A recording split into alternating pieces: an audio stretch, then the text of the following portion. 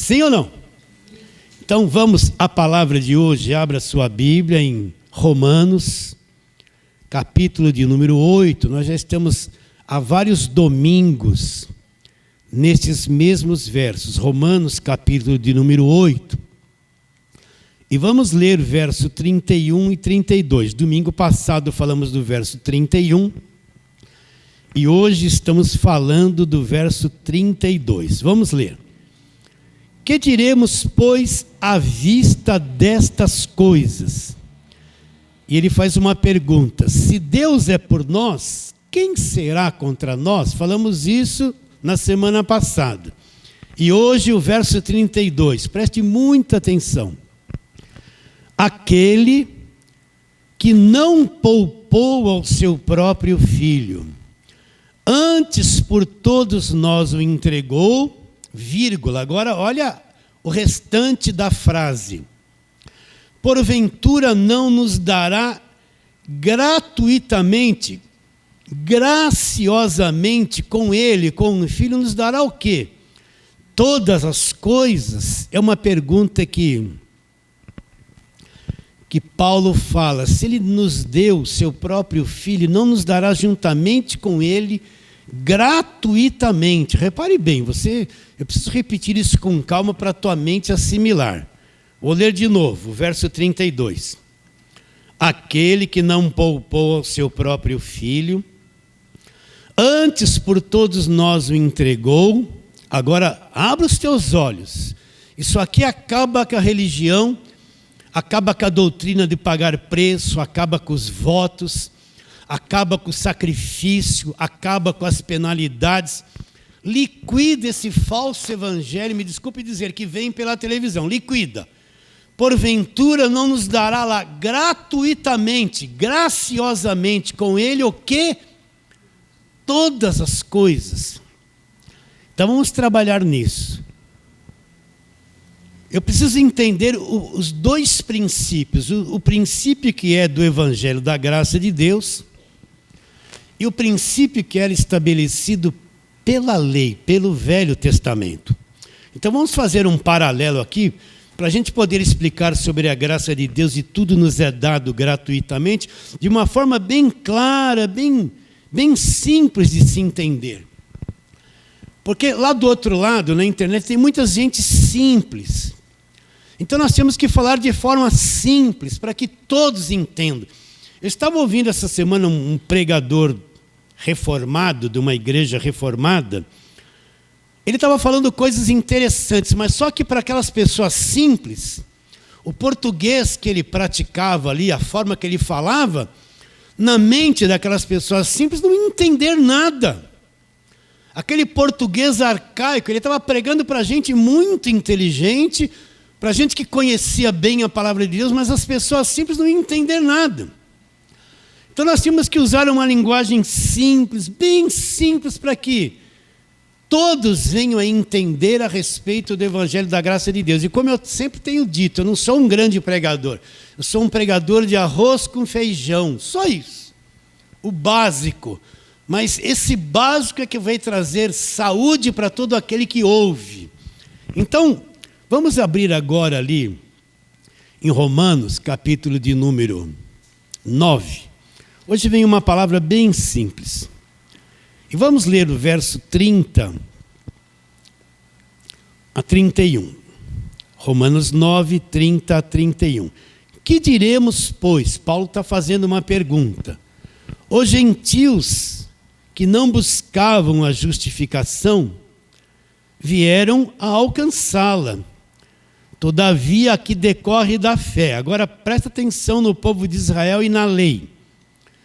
E Israel, que buscava a lei da justiça, não chegou a atingir essa lei. Aí ele vai fazer a pergunta. Por quê?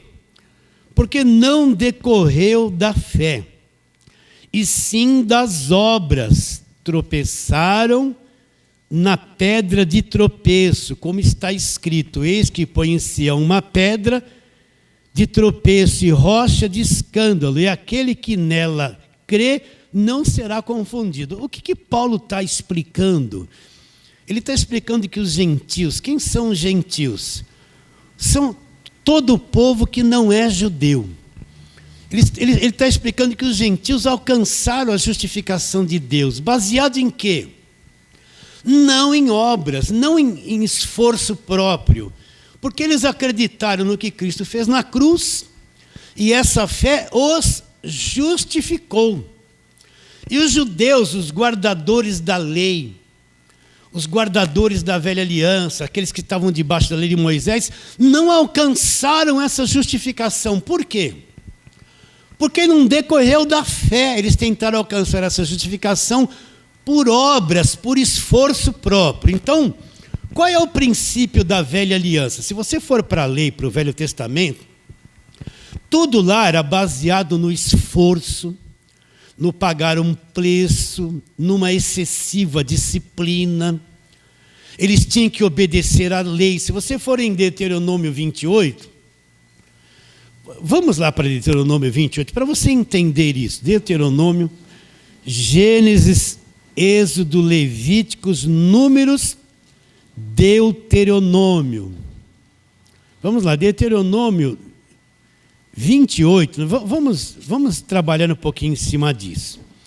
Esse Deuteronômio 28, nós vamos encontrar as bênçãos para quem praticava a lei e as maldições para quem desobedecia à lei, né? Então, Deuteronômio 28. O que aconteceu nos capítulos anteriores a Deuteronômio 28? Lembra que Moisés desceu com as tábuas da lei do monte? Quando ele chegou lá embaixo, o pessoal já tinha feito um bezerro de ouro, e Moisés ficou revoltado e quebrou as tábuas da lei. Agora Deus, passa um tempo, Deus manda Moisés esculpir novas tábuas da lei. Ele vai subir no monte, Deus vai reescrever os mandamentos na tábua da lei. Agora ele faz isso, sobe no monte, desce de novo do monte com as tábuas da lei e os mandamentos. E insta com o povo, isso está nos capítulos anteriores de Deuteronômio 28, e insta com o povo a ser obediente. Falando tudo isso, então ele vai dizer, aqui no capítulo 28, as bênçãos decorrentes da obediência. Olha lá, verso 1 de Deuteronômio 28. Se atentamente ouvires a voz do Senhor teu Deus. O que está no capítulo 24 e 25? A voz do Senhor, seu Deus, para eles era obedecer à lei.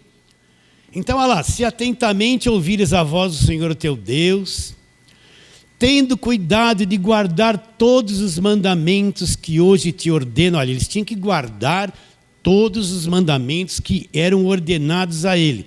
O Senhor teu Deus te exaltará sobre todas as nações da terra. Se ouvires a voz do Senhor teu Deus, virão sobre ti essas bênçãos e vão te alcançar. E aí ele vai falar um montão de bênçãos. Vira um pouquinho aí, vamos para o capítulo 15. Agora vem o castigo pela desobediência. Se, porém, não deres ouvidos à voz do Senhor teu Deus, não cuidando em cumprir todos os mandamentos e os seus estatutos que hoje te ordeno, então virão todas essas maldições e te alcançarão. Para aí. Então, qual era o princípio da lei? O princípio da lei é o seguinte: eu tenho que me esforçar em cumprir a lei. Para Deus me abençoar, eu tenho que cumprir tudo aquilo. Porque se eu descumprir, o que vai acontecer comigo? Deus vai mandar maldições sobre a minha vida e essas maldições vão me acompanhar.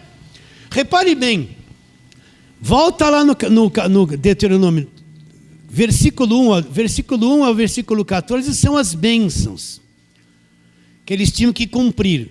Mas do versículo 15 até o capítulo de número 29, que é o capítulo seguinte, olha quantas maldições haviam sobre eles se descumprisse a lei. Então, qual é o princípio do Velho Testamento? O princípio do Velho Testamento é o seguinte: eu tenho que praticar as coisas. A bênção de Deus depende daquilo que eu faço para Ele. E Deus é um Deus rígido do Velho Testamento, porque se eu falhar em cumprir, Deus vai mandar um monte de maldições para cima de mim. Então, todo o Velho Testamento, você vai encontrar isso. O povo de Israel obedecia, era abençoado. Desobedeciam, Deus mandava nações estranhas, levavam eles cativos, eles perdiam as batalhas, eles eram mortos. A maldição vinha sobre eles. O Velho Testamento inteirinho é isso, ó. Se obedecer, vai ser abençoado. Se desobedecer, vai cair debaixo de maldição. Então, esse era o princípio do Velho Testamento. Dependia deles, do esforço deles, da obediência deles. E se eles cometessem uma pequena falha, a maldição viria sobre eles. Que visão que eles tinham de Deus no Velho Testamento? Um Deus rigoroso, um Deus que tinha interesse em que eles fizessem coisas para ele, um Deus sisudo com a cara fechada e que punha maldição e mandava matar todo mundo. Essa era a visão do Velho Testamento. E o que eles querem introduzir no Evangelho da Graça de Deus? Essa mesma visão, esse mesmo princípio. Tudo tem um custo, tudo tem um preço, tudo tem um voto para fazer. Deus está me cobrando muitas coisas. E se eu obedecer, Ele vai me abençoar. E se eu desobedecer, vem aquela velha frase, Deus vai pesar a mão, não é? Deus vai trazer peso sobre mim, Deus vai trazer um castigo sobre mim. Esse era o princípio do Velho Testamento. E qual é o princípio da Nova Aliança? Totalmente diferente. Por isso que você tem que entender, meus irmãos, eu tenho que repetir isso 1000 vezes, me desculpe. Se eu não entender que a velha aliança acabou na cruz, a maior parte das igrejas estão presas no Velho Testamento. De onde vêm as falsas doutrinas? Presta atenção. De onde vêm as falsas doutrinas? Vêm todas da lei, da velha aliança. De onde vêm os votos, os sacrifícios, os julgos, as cobranças, as campanhas, Templo de Salomão, esse monte de parafernália que existe, que eles querem impor isso como evangelho, vem da velha aliança, é daí que vêm as falsas doutrinas. Agora, quando Cristo vem, Ele cumpre toda a velha aliança. Será que você entende isso? Vamos abrir ali em Lucas, vamos lá. Você tem que entender que Cristo cumpriu tudo. Então Lucas, lá no finalzinho de Lucas,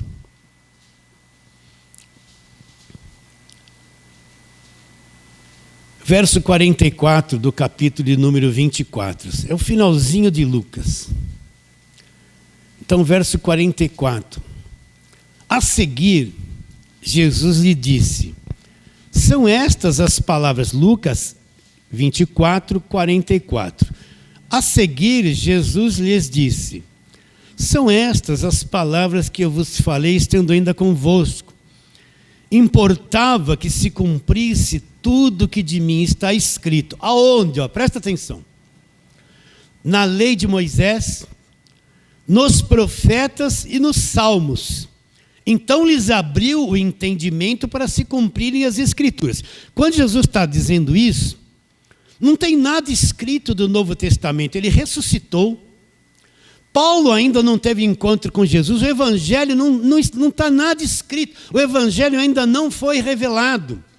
Vai ser revelado ao apóstolo Paulo lá na frente. Então ele está dizendo que era necessário que se cumprisse tudo o quanto dele estava escrito. Aonde? Olha lá, olha a velha aliança. Lei de Moisés, nos profetas e nos salmos. Então, tudo se cumpriu. Tudo que a lei, que os salmos, que os profetas falavam a respeito de Cristo, a respeito de que viria uma nova aliança, daquilo que aconteceria na cruz, se cumpriu. E uma coisa cumprida deixou de ser. É a mesma coisa que uma dívida. Você tem uma dívida, você pagou, cumpriu o pagamento, ela não existe mais. Ela existiu, mas não existe mais. Então, Cristo, na cruz do Calvário, Ele é o último sacrifício da velha aliança. O sangue dele derramado ali vai estabelecer uma nova aliança no sangue dele. A pessoa toma a ceia, este cálice é a nova aliança no meu sangue, e não entende o que está fazendo. Não entende que a ceia expressa a libertação da lei e da velha aliança. Então, tudo se cumpriu na cruz. E quando tudo se cumpriu na cruz, Jesus Cristo ressuscita e estabelece a nova aliança. Começa-se então o quê? A nova aliança no sangue dele, que é o quê? O evangelho da graça de Deus. Então, toda aquela exigência da lei, aquela cobrança de Deus, aquele peso, aquela condição, se obedecer é abençoado, se desobedeceu, maldição. Tudo isso Cristo removeu na cruz. Esse é o princípio da lei. O princípio da lei é o mérito próprio, é a carne religiosa tentando agradar a Deus. Se desagradar, está debaixo de maldição. Agora, Paulo está dizendo, como não nos dará juntamente com Cristo todas as coisas? Todas as coisas, de que forma as coisas nos são dadas em Cristo? Gratuitamente. Qual é o princípio da nova aliança? O princípio do evangelho da graça de Deus é que tudo da parte de Deus para o homem agora é dado gratuitamente. Deus não está cobrando que ninguém cumpra a lei. As maldições, se você for lá em Gálatas 3,13, vamos lá, Gálatas 3,13, você vai encontrar o fim da penalidade, o fim das maldições. O verdadeiro Filho de Deus não está debaixo de maldição, ele é um abençoado. Olha lá, é Gálatas 3, vamos ler o 11. Abra aí a sua Bíblia, acompanhe isso, reveja isso. É evidente que pela lei ninguém é justificado diante de Deus, porque o justo viverá pela fé. Ora, a lei não procede da fé, mas aquele que observar os seus preceitos, por eles viverá. Agora vem aqui, o que aconteceu na cruz. Cristo nos resgatou da maldição da lei, fazendo-se ele próprio maldição em nosso lugar, porque está escrito, maldito todo aquele que for pendurado no madeiro. O que Paulo está explicando?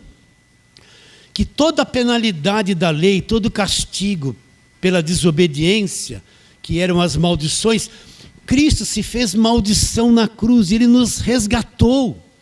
Deus não pode pegar uma punição da lei e passar pela cruz para nos castigar na nova aliança. Por quê? Porque Cristo se fez maldito na cruz e nos resgatou da maldição da lei. Significa que é impenetrável, nada pode vir da velha aliança e penetrar no evangelho. Cristo liquidou com as maldições da lei, liquidou com o princípio da lei, o fim da lei de todo aquele sistema é Cristo. Então, toda pessoa que vem pregar a velha aliança e trazer para a nova e subjugar a igreja, se põe debaixo de maldição, não aceita aquilo que foi feito na cruz do Calvário. Qual é o princípio da graça de Deus? É isso que você tem que entender. Na graça de Deus, a partir da nova aliança, tudo da parte de Deus para o homem nos é dado como gratuitamente. Aquela forma de Deus se relacionar na velha aliança não existe mais. Acabou. Deus se revela na pessoa de Jesus Cristo, estabelece a nova aliança, e o meu relacionamento com Deus agora é na base da gratuidade. Tudo da parte de Deus para o homem é dado o quê? Gratuitamente. Você aceita isso? Então Deus não está exigindo coisas de você, Deus não está exigindo votos, Deus não está exigindo campanhas, Deus não está exigindo sacrifícios. Deus não está exigindo, é o falso evangelho que exige essas coisas das pessoas. O meu relacionamento com Deus agora, baseado na nova aliança, tudo da parte de Deus nos é dado gratuitamente. Aceita isso? Então não tem mais custo. Essa mentalidade, desculpe eu repetir isso sempre, pagar voto, pagar sacrifício, são meios exploradores que a liderança das igrejas utilizam para explorar as pessoas. Deus não é o Deus de barganha, eu repito sempre. O que é o Deus de barganha? É o Deus que, para ser a meu favor, eu tenho que dar uma oferta para Ele, eu tenho que pagar alguma coisa para Ele. Ele exige que eu dê muitas coisas para Ele avaliar, e depois me abençoar um pouquinho a mais, baseado no que eu dei para Ele. Esse é o Deus de barganha, é o Deus do falso evangelho, é um Deus que está sempre cobrando alguma coisa, barganhando com você, para Ele Para ele fazer alguma coisa a seu favor, tem um custo, tem um pagamento, eu tenho que dar uma oferta, eu tenho que pagar um preço, porque senão ele não vai se interessar por mim. Porque ele quer que eu dê coisas para ele, é o Deus da barganha. É isso que essa turma prega, o Deus da barganha. Então você tem que fazer voto, tem que dar o teu melhor, né? Tem que fazer isso e fazer aquilo, tudo tem um custo, você tem que pagar um preço. Se falhou, vem o castigo de Jeová para cima de você. Vocês entendem isso? Entendem o que eu estou dizendo claramente? Na nova aliança, o meu relacionamento com Deus, tudo já foi pago na cruz. Tudo é grato, não tem custo. A única coisa que Deus quer é que eu creia no que já foi feito na cruz por mim. Então nós lemos aquele texto de Romanos. Vamos lá, vamos voltar para Romanos. Romanos capítulo de número 9. Vamos lá, Romanos capítulo de número 9. Tudo com calma para que você entenda. Só quem teve os olhos do coração iluminados é que vai entender esse tipo de pregação. Olha lá, ele vai dizer no verso 30. Vamos recapitular isso. Que diremos, pois? É uma pergunta. Os gentios que não buscavam a justificação vieram alcançá-la. Todavia, a que decorre da fé. Em Israel, que buscava a lei de justiça, não chegou a atingir essa lei. Por quê? Porque não decorreu da fé, e sim das obras. Tropeçaram na pedra de tropeço. Aí ele diz, como está escrito, ele vai citar Isaías 28:16. Eis que põe em Sião uma pedra de tropeço e rocha de escândalo, e aquele que nela crê não será confundido. O que é a pedra de tropeço? Você já tropeçou? Hein? Vou contar uma coisa aqui para você, vai até dar risada. Na esquina ali da rua onde eu moro, tem a Fiat Sinal, é uma loja grande de veículos, né?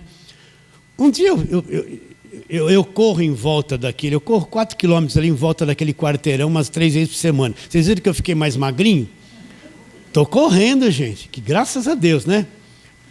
Entende? Aí um dia tinha um carro lá, eu olhei assim, né? A gente só olha, porque o carro está tão caro, é difícil ter dinheiro para pagar um carro daqueles. E tinha uma corrente assim, ó. Aí eu passei a perna na corrente, não devia fazer isso. E fui ver o carro de perto, os pneus, só ver, né? Enquanto o suor estancava um pouco. Quando eu fui sair de lá, eu dei um tropeção, bati o pé na corrente e minha perna não foi. O que aconteceu? Lá fui eu de bunda para o chão. Pum! Bati o cotovelo, saiu a pele aqui, fiquei, né? Faz um tempinho, fiquei todo machucado, tropecei, perdi o equilíbrio. Aconteceu isso com o pastor, aconteceu. Fiquei todo dolorido lá, mas ainda bem que o nosso corpo tem um programa de recomposição e ele sara, né? E tomar um remedinho faz bem. Agora, o que é a pedra de tropeço? Está dizendo que Jesus se tornou pedra de tropeço para esses que querem ser justificados por obras. Jesus é pedra de tropeço para esses que estão debaixo da lei, enfiados na velha aliança. Eles estão tropeçando porque eles não conseguem entender que na cruz tudo foi feito. Aquilo que é imposto para as pessoas fazerem, Cristo fez por ela. Nós vivemos pela graça de Deus e não vivemos por obras debaixo de maldição de lei. Então hoje a pregação da cruz é pedra de tropeço para esse sistema religioso. Veja bem essa gente que vem na televisão, eles não falam do que aconteceu na cruz, eles não pregam a graça de Deus. Olha bem, eles escondem, eles estão tropeçando naquilo que Cristo fez na cruz, porque estão impondo obras e peso e jugo da lei em cima das pessoas. Entende essa linguagem? Então nós vemos um monte de gente crente, aprisionadas, tristes, pagando seus votos, acreditando em rosa, acreditando em água ungida, acreditando em óleo que vem de Israel, totalmente cegos, tropeçando na pedra de tropeço. A pedra de tropeço para nós que cremos na graça é um instrumento de salvação e liberdade. Mas para quem está debaixo da lei é um instrumento de queda, de tombo, de peso e de condenação. Então, qual é o princípio da graça de Deus? O meu relacionamento com Deus agora não é mais baseado em coisas que eu faço. é baseado naquilo que Cristo fez por mim. E da parte de Deus para o homem, para cada um de nós, nesse relacionamento, tudo nos é dado como gratuitamente. Eu não tenho um Deus de barganha, eu não compro Deus. Se um dinheiro no envelope vai mover Deus, então Deus é um Deus de barganha. Vocês estão entendendo isso ou não? Isso é um sacrifício. Eu vejo essa turma daí, tem que sacrificar da tudo que tem, vai mover Deus. Isso é mentira. Deus não se move. O único sacrifício que Deus se moveu foi aquilo que Cristo fez na cruz. Não é um dinheiro que uma pessoa dá. É a igreja que gosta disso, é o líder que gosta disso. Ih, pastor, o senhor está falando que está brabo. Não estou não. Não estou não. A gente vê tanta gente escravizada. Aí você fala isso que eu estou falando para vocês, eles falam assim, está amarrado, é o diabo. Esse negócio da graça de Deus está ficando louco. Porque eles estão com os olhos fechados para esse evangelho. Aceita essa palavra? Então vamos trabalhar um pouquinho mais, vamos? Vamos lá para aquela parte famosa de Efésios capítulo 2, que fala sobre a salvação pela graça. Efésios capítulo 2, versos 5 em diante. Mateus, Marcos, Lucas, João, Atos, Romanos, 1 e 2 Coríntios, Gálatas, versos 2, né? Gálatas capítulo 2, versos 5 em diante. Você não precisa mais ouvir isso, que você que frequenta aqui já sabe bem, mas o pessoal da internet precisa ouvir isso muitas vezes. Verso 5, estando nós mortos nos vossos delitos, nos deu vida juntamente com Cristo. Repare bem, nós estávamos mortos nos delitos, Ele nos deu vida. Hoje nós vivemos, nos deu vida juntamente com Cristo. Olha lá, pela graça sois salvos. E juntamente com Ele nos ressuscitou, olha a posição da igreja, e nos fez assentar nos lugares celestiais em Cristo. Então, a nossa posição como a igreja não é um monte de coitado, aí você precisa de libertação, tem um demônio na sua vida, você precisa fazer um voto, tem um custo, cuidado, culto de libertação, toda sexta-feira, põe a mão na cabeça, sai demônio, não, nada disso, isso é o lixo, isso é o falso evangelho.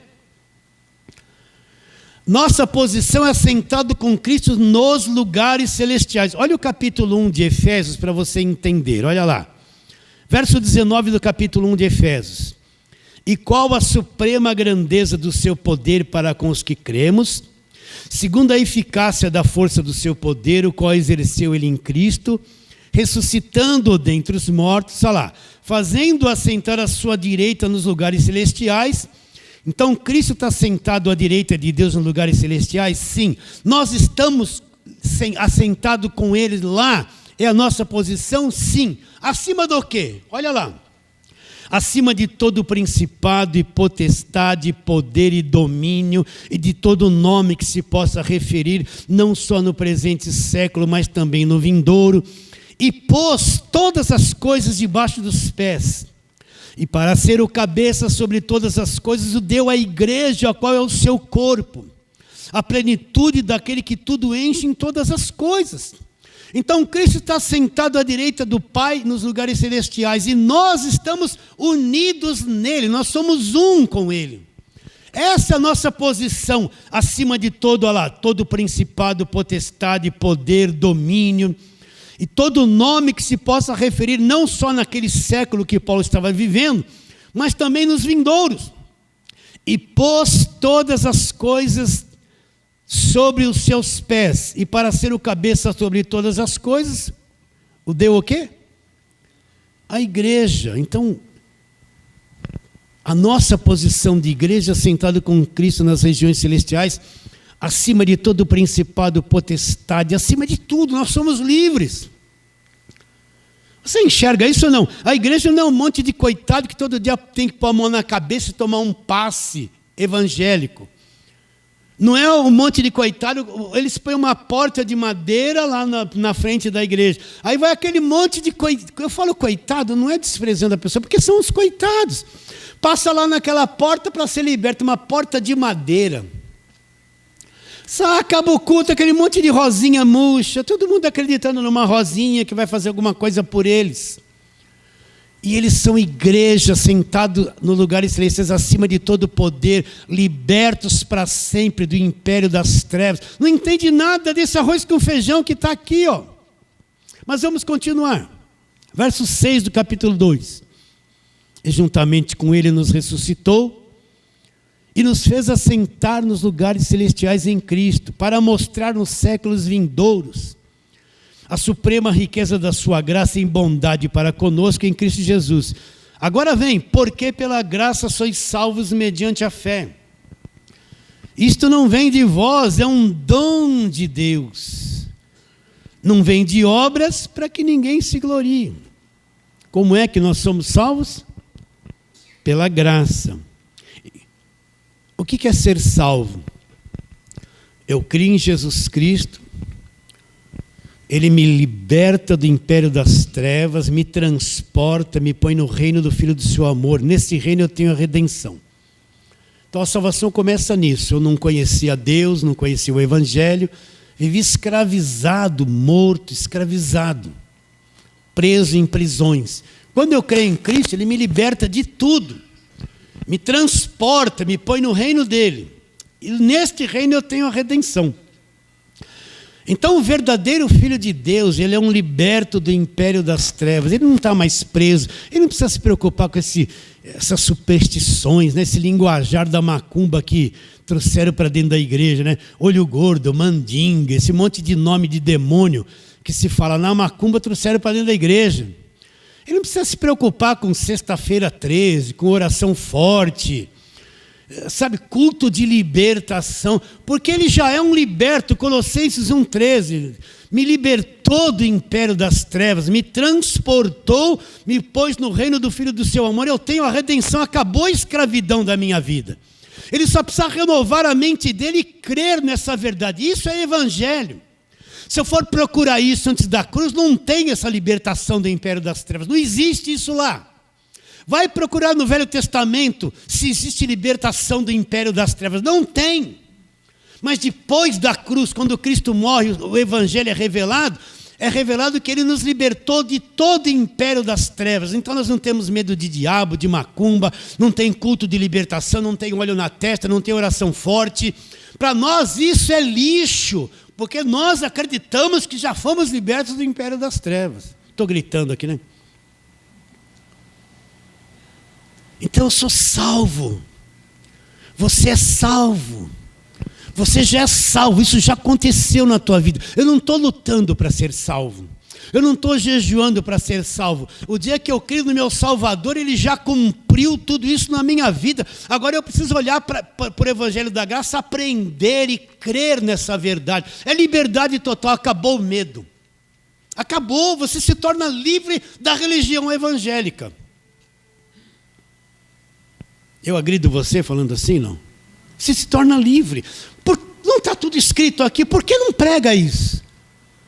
Então nós já somos salvos. Pastor, mas o Apocalipse, a besta, os chifres, guarda o que tens para que ninguém tome a tua coroa. Apocalipse não nos interessa, porque nós já somos salvos. Vocês estão entendendo? Não estou preocupado com o dragão, com os chifres, eu já sou salvo. Uma pessoa salva é guardada para sempre por Deus, nunca vai ser perdida. O que Jesus Cristo disse? Ninguém as arrebatará das minhas mãos. Então ninguém tem poder de nos tirar da mão de Deus. Isso é o evangelho indestrutível, poderoso, evangelho que é o poder de Deus. Isso é o evangelho. Então não estou preocupado com o tempo do fim, porque se vier tribulação, seja lá o que for, eu sou de Deus e Deus vai me tomar para si, acabou. Não estou com medo das coisas do fim. Não estou atormentado que, meu Deus, as pragas, meu Deus. Você vê um monte de crente que não conhece o Evangelho da Graça de Deus, está tudo atormentado com medo, porque não conhece o Evangelho da Graça de Deus, não sabe o que é ser salvo. Agora eu fiz alguma coisa para ser salvo? Eu fiz alguma obra? Foi o meu jejum que me salvou? Foi a campanha das 7 voltas de Jericó? Foi a campanha do impossível? Foi o segundo boi? É o segundo boi que eu dei lá. O primeiro boi é o dízimo, o segundo é uma oferta do tamanho do dízimo. Exploro as pessoas. Foi isso que eu fiz para ser salvo. Até a fé que um dia eu tive em Cristo para ser salvo foi Ele, é um dom de Deus, Ele que me chamou e pôs ela dentro de mim. Não foi eu que produzi.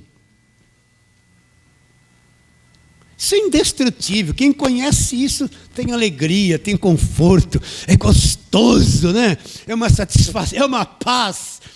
Aí você fala isso para quem está na lei, ele olha para você, ele é de outro mundo, não é do nosso mundo, ele ainda está lá do outro lado.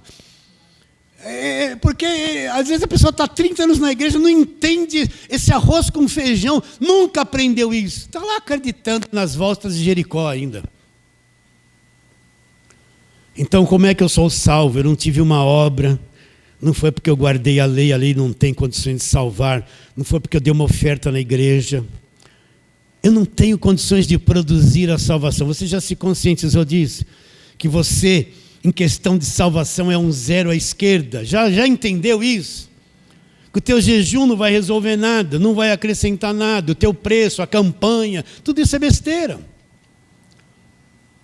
Então, eu não consigo produzir algo para ser salvo, porque eu sou manchado pela carne, e as minhas obras religiosas é produzida por uma fonte manchada, uma fonte de água amarga, não pode jorrar água doce, porque é amarga. Nós somos fontes de águas amargas, por causa da nossa carne. Então eu proibi minha carne de comer aí 12 horas. Oh meu Deus, está poderoso. Deus vai me ouvir. É minha carne que ficou sem comer. Isso não move o coração de Deus. Vai ser bom ficar umas 12 horas sem comer. Toma bastante água, desintoxica um monte de coisa. Mas questão de salvação é lixo, não resolve nada. Então, pela graça sois salvos mediante a fé. Aí o orgulhoso vai falar, você está vendo? Fui eu que criei, né? Aí ele fala o quê? Isto não vem de vocês. Olha lá, vamos ler com calma. Porque, verso 8, pela graça sois salvos mediante o quê? A fé. Isto não vem de vós. Essa fé não vem de vocês, não foi vocês que produziram. É um dom de Deus. Então, Deus te chamou. Aquele dia que você creu em Cristo de verdade, Ele injetou esse dom para você crer em Cristo. Você foi um chamado, um escolhido por Deus, um predestinado antes da fundação do mundo. Então você vivia nas trevas um dia, não sei como você creu em Cristo, não sei se você nasceu numa igreja evangélica, não interessa como, o interessa é que aconteceu. Então quando você creu, descobriu, não, Jesus Cristo, eu creio de verdade. Essa fé que você teve não veio de você, é um dom de Deus. E agora Paulo acaba com a religião, não de obras, não do que você faz, não da disciplina, não de guardar a lei, não das obras do Velho Testamento, não de obras para que ninguém se glorie. Então, a partir desse momento que você creu, que eu entendi o Evangelho da graça de Deus, nada mais tem custo. Deus não é um Deus de barganha me cobrando coisas. Meu relacionamento com Deus agora é baseado no que Cristo fez na cruz. E tudo da parte de Deus para o homem é dado como? Gratuitamente. Gratuitamente. Essa é a base do nosso relacionamento com Deus. Então eu não estou na presença de Deus culpado, devendo alguma coisa, aprisionado, vendo um Deus me apontando o dedo, debaixo daquele jugo. Não, meu relacionamento com Deus é de alegria, não tem parede de separação entre eu e Deus. Os pecados foram pagos. Se você ouviu a pregação do domingo passado, eu falo isso lá. Os teus pecados foram pagos por toda a tua vida aqui na terra. A morte de Cristo na cruz, o pagamento da dívida que Cristo cumpriu é tão eterno, tão perfeito, que Ele pagou por toda a tua existência na terra. Está pago, a tua vida foi comprada. Vamos ver isso de novo, recapitular. Atos capítulo de número 20, vamos lá. Para você ver como você é de Deus. É indestrutível isso. Então, Atos capítulo 20, vamos ler só o verso de número 28. Paulo está em Éfeso, ele vai para Jerusalém, ele vai ser preso lá. Ele está dando orientações aos bispos e presbíteros lá da igreja de Éfeso. E ele chega no verso 28, ele fala assim: atendei por vós e por todo o rebanho, sobre o qual o Espírito Santo vos constituiu bispos. Para quê? Para pastoreardes a igreja de Deus, a qual ele comprou com seu próprio sangue. Não, será que está escrito isso aqui? Será que isso é verdade? Não, não pode ser. Vamos ler de novo. Atendei por vós e por todo o rebanho sobre o qual o Espírito Santo vos constituiu bispos, para pastoreardes a igreja. De quem é a igreja? De Deus. Nenhum homem é dono da igreja. Vamos abrir aqui um. Geralmente é assim, você vai na igreja, o avô foi o fundador da igreja, a igreja está na mão do filho, e o filho já está preparando o neto para ser dono da igreja. Eles têm igreja grande, e é uma família que manda na igreja. Você percebeu isso, não? Era do avô, passou para o filho, é uma igreja lá com seus 1000 membros, uma grande arrecadação.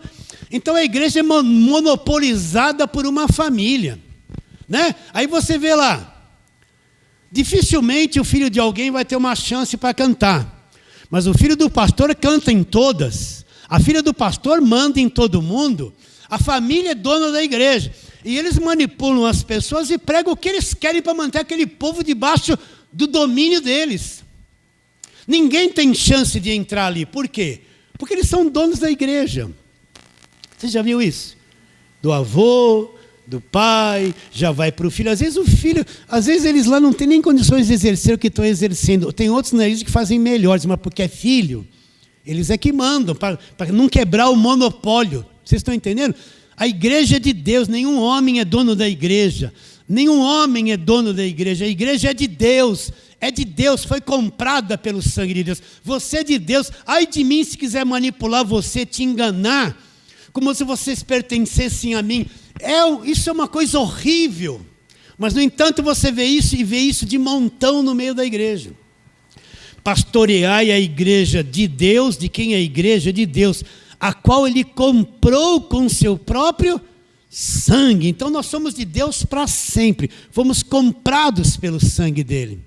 Somos salvos pela graça. Tudo da parte de Deus. O nosso relacionamento com ele agora é baseado no que Cristo fez na cruz, e tudo da parte de Deus para nós nos é dado como? Gratuitamente. Salvos pela graça. Você entende isso lá dentro do teu coração? Então, pastor, quer dizer que eu não preciso fazer nada? Não. É bom ajudar a igreja? Claro que é bom. É bom dar uma oferta? Claro, faz parte. Como nós vamos sobreviver fisicamente se não tiver um recurso para pagar o aluguel? Mas nunca ser explorado, ser enganado. Você está entendendo isso? Porque a igreja é de Deus. Agora, o nosso relacionamento com Deus é baseado no que Cristo fez na cruz e nos foi dado como? Gratuitamente. Agora vamos voltar lá para Romanos 8, onde nós começamos. Romanos, capítulo 8, verso 31 e 32. Que diremos, pois, à vista destas coisas? Tudo isso que nós temos falado, Paulo explicou nos capítulos anteriores. Se Deus é por nós, quem será contra nós? Agora vem. Aquele que não poupou ao seu próprio filho, antes, por todos nós o entregou, vírgula. Porventura não nos dará de graça com o filho, gratuitamente, graciosamente com ele o quê? Todas as coisas. Tem algum custo as bênçãos de Deus? Não. Se paga para ter uma bênção de Deus? Não. Você compra Deus com oferta e dízimo? Não, porque tudo da parte de Deus para o homem nos foi dado junto com Cristo. De que forma? Gratuitamente. Isso é a graça de Deus. Você entende isso? Então, toda essa prisão que a velha aliança traz, toda essa cobrança, esse peso, esse jugo, tudo isso foi removido por Cristo na cruz. Agora, eu preciso entender o Evangelho, estudar cada carta de Paulo, ter domínio sobre cada carta de Paulo detalhadamente, para mim crescer no conhecimento e na graça de Deus. E lembrando que Evangelho não é judaísmo, Evangelho não é Velho Testamento. O Evangelho começa quando Cristo morreu na cruz, derramou sangue e ressuscitou. Daí para frente, é que Deus vai começar a revelar aquilo que é o Evangelho da graça de Deus. Recebe essa palavra de hoje? Então fale assim, amém.